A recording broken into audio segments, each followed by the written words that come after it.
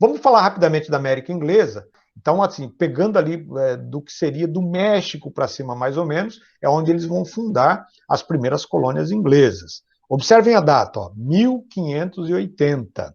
Colombo chegou na América em 1492. Os portugueses chegaram ao Brasil em 1500. Então, os ingleses demoraram bastante. Lembra que a Inglaterra e a França tinham uma guerra interna que dificultou bastante a formação das monarquias nacionais, lá, que é a Guerra dos 100 Anos. Só depois que acabou a Guerra dos 100 Anos é que eles vão, então, reunir condições para se fortalecer e para começar a participar da expansão marítima. Okay? Enquanto isso, eles praticavam pirataria, iam atacando os navios espanhóis carregados de ouro, navios portugueses carregados de açúcar, né? Era um trabalho muito doce, inclusive, dos piratas, né? Atacar. Essa foi péssima, né? Mas, enfim. Então, o primeiro colonizador inglês chama-se Walter Raleigh. Ele chega ali na região do que seria hoje aproximadamente ali a região central dos Estados Unidos, para tentar montar um núcleo de povoamento ali que não deu muito certo. Por quê? Porque eles não acharam nada que fosse muito interessante. Então ficou meio abandonado. Fincaram uma bandeira inglesa lá, disseram aqui é nosso, ninguém tasca, mas não prosperou. Não teve início ainda ali uma colonização. Somente em 1607, nessa mesma região central, é que eles vão fundar a primeira colônia mesmo, que é a colônia de Virgínia. Virgínia era uma homenagem à rainha Elizabeth I, que era conhecida como a Rainha Virgem. Então, Virgínia foi o primeiro núcleo de povoamento dos ingleses. Em 1620, chega uma nova leva de colonizadores, chamados de peregrinos do Mayflower. Peregrino é aquele que peregrina, né? Aquele que viaja, o caminheiro, o andante, enfim. Mayflower é o nome do navio, Flor de Maio, né, como é chamado, o navio que trouxe esses colonizadores. Eles vinham através de uma companhia privada de navegação, chamada de Plymouth. Eles vão estabelecer, então, ali núcleos de povoamento, e aí com um detalhe bastante interessante. Lembra o que eu disse lá atrás? Por que os Estados Unidos, mesmo tendo sido colônia no passado, não se tornaram um país de terceiro mundo? Pelo contrário, se tornou a nação mais importante? Por conta dessa forma de ocupação. Os colonos que vieram da Inglaterra no final do XVI, começo do XVII, é claro que se eles achassem ouro e prata, eles iam ficar felizes. É claro que eles queriam enriquecer, mas não foi o motivo que os fez sair da Inglaterra para cá. Eles vieram da Inglaterra por dois motivos. Primeiro, faltava emprego lá. A Inglaterra tinha pouco emprego, as pessoas passavam por necessidades. Segundo, havia perseguição religiosa. Quando foi implantado o anglicanismo lá pelo rei Henrique VIII e depois pelas filhas, a Maria Tudor, Elizabeth I, quem não seguisse o anglicanismo era punido, era perseguido.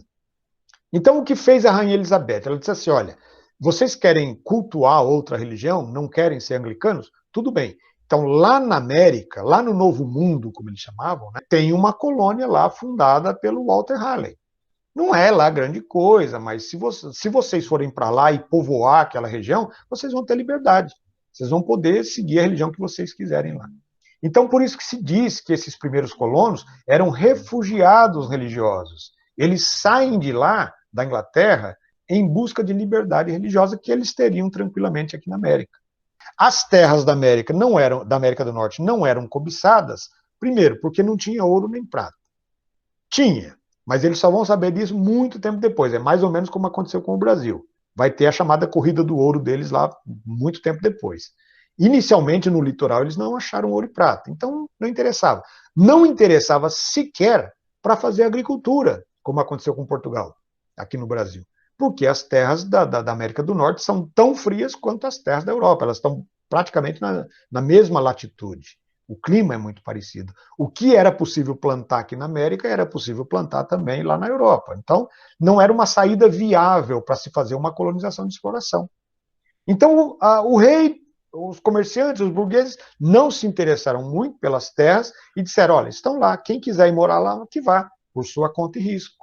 Então, não houve patrocínio do governo, nada. As companhias privadas de navegação é que traziam esses colonos para cá. Deixavam esses colonos endividados por muito tempo, né? Eles tinham que trabalhar quase que como escravos, não era escravidão, mas quase como escravos até conseguir pagar a passagem até aqui.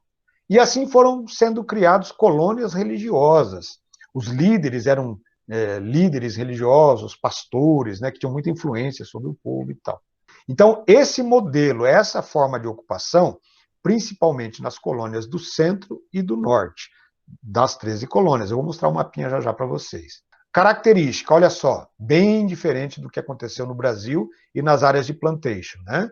Pequenas propriedades, ao invés das grandes fazendas, mão de obra assalariada, não usaram mão de obra escrava, eram os próprios colonos, né, que assalariavam uns aos outros, e diversificação econômica. Ou seja, eles não apenas plantaram vários tipos de produtos que era possível plantar ali, mas eles praticaram o comércio, eles praticaram a pesca comercial, a pesca da baleia, tal, a pesca do atum. Eles praticaram a manufatura de uma forma bastante desenvolvida, principalmente de madeira, né, de fabricação de móveis. Ou seja, uma forma de colonização completamente diferente. Vocês vão dizer assim, ah, professor, porque eles eram melhores, então, eles eram mais inteligentes. Não, gente. Se tivesse ouro ou prata em grande quantidade ali, eles teriam feito a mesma coisa que os espanhóis fizeram. Montado uma colônia com base no metalismo, com base na mineração, e arrebentado com a América do Norte, que hoje seria fatalmente um país de terceiro mundo, como é o México hoje. Entenderam? Então, é uma questão de, como eu disse, coincidências. Sorte, não sei, sorte não existe, mas enfim. E por conta disso havia um pouco controle da metrópole inglesa sobre as colônias fundadas aqui. Quer dizer, não interessavam muito para a Inglaterra. Chegavam a praticar comércio e tal, da metrópole contra a colônia, mas os colonos tinham liberdade tranquilamente para fazer negócios com outros países, inclusive. Eles chegaram a fazer negócios, evidentemente, por baixo dos panos, com colônias espanholas do Caribe, onde eles compravam, por exemplo, o melaço da cana para fabricar rum. Eles compravam ali da região de Cuba, São Domingos, Haiti. E esse melaço eles transformavam em rum, e esse rum eles usavam para comprar escravos na África. E, às vezes, vendiam esses escravos para as próprias colônias espanholas. Vocês vão dizer assim, ah, professor, você disse que eles não praticaram escravidão? Praticaram nas colônias do Sul. Carolina do Sul, Virgínia, Geórgia, ali tinha plantation também. Então, tinha agricultura tropical e tinha escravidão africana, que é a origem da população negra dos Estados Unidos hoje. Já vamos reforçar isso. Mas mesmo antes de começar as colônias de plantation, de agricultura, eles já faziam esse tráfico negreiro, chamavam de comércio triangular. Compravam melaço nas colônias do Caribe, que eram colônias espanholas, claro que era contrabando, né, porque eles, teoricamente, só poderiam vender para a Espanha, eles acabavam vendendo para os Estados Unidos, para as 13 colônias, não chamava Estados Unidos ainda. Aí eles fabricavam o rum, com o rum eles compravam escravos na África e revendiam para as próprias regiões ali do Caribe ou até para as colônias do sul dos Estados Unidos. Dê uma olhada nesse mapa aqui. Ó. Essas são as chamadas colônias do sul, dentro das 13 colônias. Aqui nós temos um mapa da América completa, apenas para vocês localizarem onde fica. Essa aqui são as 13 colônias. Essa partezinha em vermelho aqui. Uma pequena faixa ali, banhada pelo Atlântico, tá? A chamada Costa Leste. Aqui nós temos o mapinha das 13 colônias, elas estão nomeadas aqui. Pegando aqui Geórgia, Carolina do Sul, Carolina do Norte, até Virgínia, que são as colônias do Sul, essas daqui são as colônias do Centro. As colônias do Centro e do Sul, mais as do Sul, praticaram plantation. É aqui que se concentra a população negra dos Estados Unidos, inclusive. Não quer dizer que não tenha negros mais ao norte, mas tem uma concentração maior aqui.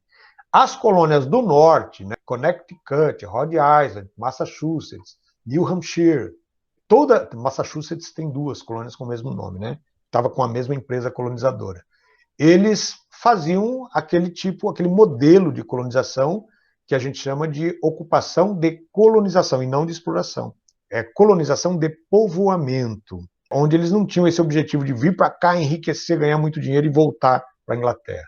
Tá bom? Então, tanto é que a primeira colônia, o primeiro núcleo, né, de povoamento, chamada Virgínia, foi chamado depois de Nova Inglaterra.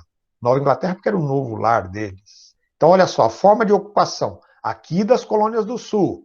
Vejam que tem todas as características do plantation.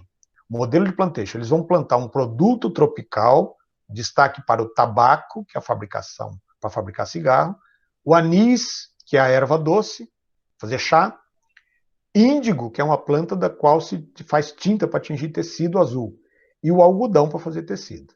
Inclusive, muito desse algodão era exportado para a Inglaterra, para as indústrias, né, de tecelagem, as manufaturas de tecelagem na Inglaterra. Tá? A indústria só depois do século XVIII. E utilizavam mão de obra de escravos. Em relação ao tráfico negreiro, que nós vamos falar bastante ainda ao longo das nossas aulas, eu sugiro a vocês um filme chamado, vou ver se eu consigo escrever aqui, ó, Amistad. Vocês têm uma noção de como era feito, né, o transporte dos escravos da África aqui para a América, nos chamados navios negreiros, navios tumbeiros. Amistad é um filme incrível, vocês vão gostar muito. No YouTube, não sei se tem ele inteiro no YouTube, mas tem a cena mais importante do filme, que é a que mostra justamente, é uma cena de uns 10 minutos mais ou menos, que mostra como é que eles eram tratados dentro dos navios, né, dos navios negreiros. Uma coisa impressionante. Chocante, eu diria. Né? Não assistam logo depois do almoço, senão vocês vão botar tudo para fora. É muito forte. É isso aí. Acho que acabou.